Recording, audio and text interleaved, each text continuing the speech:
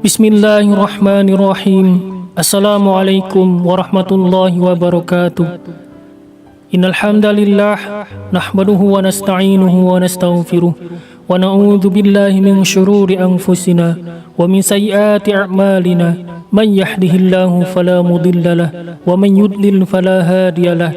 Asyhadu an la ilaha illallah wahdahu la syarika lahu wa asyhadu anna Muhammadan abduhu wa rasuluh. Allahumma salli wa sallim wa barik ala Sayyidina Muhammad wa ala ali Sayyidina Muhammad. Syukur alhamdulillah kita bisa berjumpa lagi di channel ini. Saya berharap dan berdoa semoga saudaraku semuanya selalu diberikan kesehatan, kebahagiaan, dilapangkan rezekinya, diampuni dosa-dosanya, dipanjangkan umurnya, dan diberi keselamatan dunia dan akhirat. Amin ya rabbal alamin. Salawat dan salam kita semoga Allah sampaikan kepada junjungan kita, Nabi yang agung dan mulia, Nabi Muhammad SAW. Marilah kita tuliskan salawat kita di kolom komentar sambil kita ucapkan bersama-sama. Semoga apa yang kita lakukan menjadi bukti kecintaan kita kepada Rasulullah SAW.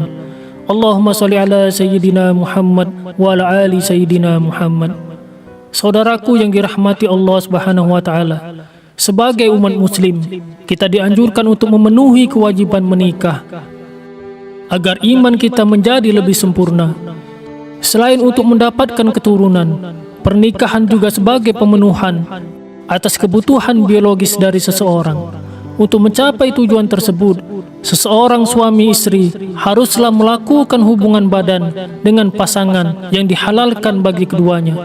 Tetapi terkadang seiring berjalannya waktu, ada kalanya hasrat dari seorang istri cenderung menurun. Hal ini bisa saja terjadi dikarenakan beberapa faktor. Misalnya, terlalu capek mengurusi rumah tangga, atau terlalu lelah bekerja, sedang dalam suasana hati yang tidak baik, atau bisa juga karena mengantuk. Sehingga ketika hasrat seorang suami sedang tinggi dan ingin berhubungan badan dengan istrinya, maka yang terjadi adalah penolakan. Padahal, jika seorang istri mengetahui penolakan ajakan suami yang ingin berhubungan badan tanpa adanya uzur bisa menyebabkan dosa besar bagi seorang istri. Jika tidak ada halangan atau uzur seperti sakit atau sedang mengalami masalah tertentu yang membuat tubuh dan batin tidak bisa melayani keinginan suami, maka wajib hukumnya bagi istri menyanggupi permintaan suami untuk berhubungan intim. Rasulullah SAW bersabda, apabila seorang suami mengajak istrinya untuk berkumpul, hendaknya wanita itu mendatanginya sekalipun dia berada di dapur. Hadis riwayat Tirmizi. Dari hadis tersebut dapat disimpulkan bahwa seorang istri tidak dianjurkan menolak ajakan suaminya saat suami sedang ingin berhubungan badan, sekalipun istri sedang melakukan pekerjaan di dapur. Adapun seorang istri diperbolehkan menolak suaminya apabila dalam keadaan sakit, datang masa haid, atau 40 hari setelah melahirkan. Jika seorang istri menolak hubungan badan dengan suami tanpa uzur, maka bisa dikatakan istri akan berdosa. Dan di antara dosa seorang istri yang menolak ajakan suaminya adalah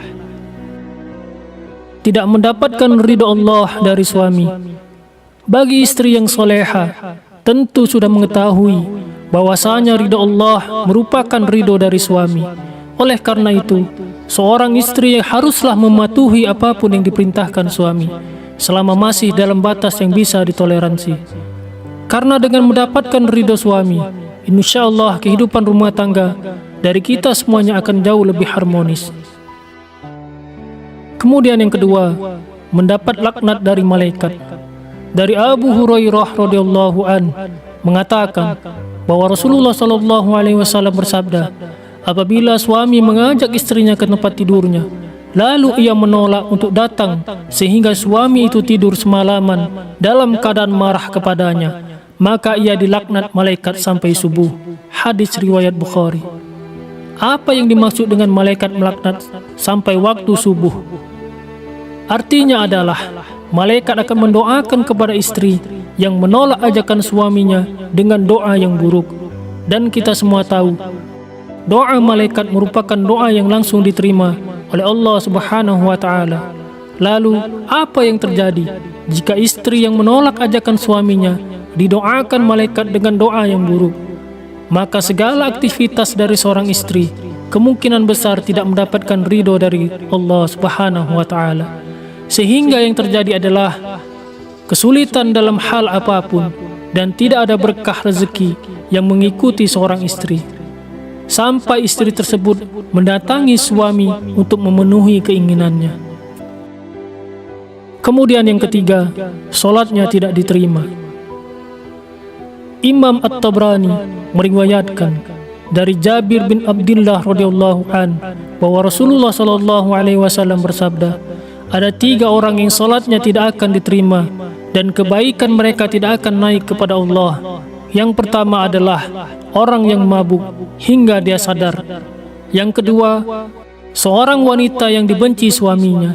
Dan yang ketiga, seorang hamba sahaya yang lari hingga dia kembali dan meletakkan tangannya di tangan tuannya.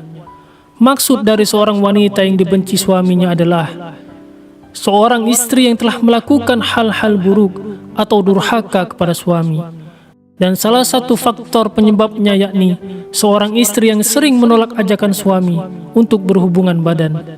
Mengapa solatnya tidak bisa diterima? Yang perlu diketahui terlebih dahulu adalah melakukan hubungan suami istri hukumnya adalah wajib bagi pasangan yang sudah menikah secara sah. Sedangkan penolakan terhadap ajakan suami merupakan perbuatan yang tidak disukai oleh Allah Subhanahu wa Ta'ala. Karena melayani suami juga termasuk salah satu bentuk ibadah kita kepada Allah Subhanahu wa Ta'ala. Dan jika hal ini terjadi tanpa adanya uzur, maka kemungkinan besar solatnya tidak diterima. Semoga kita semua dijauhkan dari murka Allah dan dari pedihnya azab kubur dan siksa api neraka. Amin ya rabbal alamin. Wallahu a'lam bishawab. Demikian yang bisa saya bagikan. Semoga bermanfaat untuk kita semua. Wassalamualaikum warahmatullahi wabarakatuh.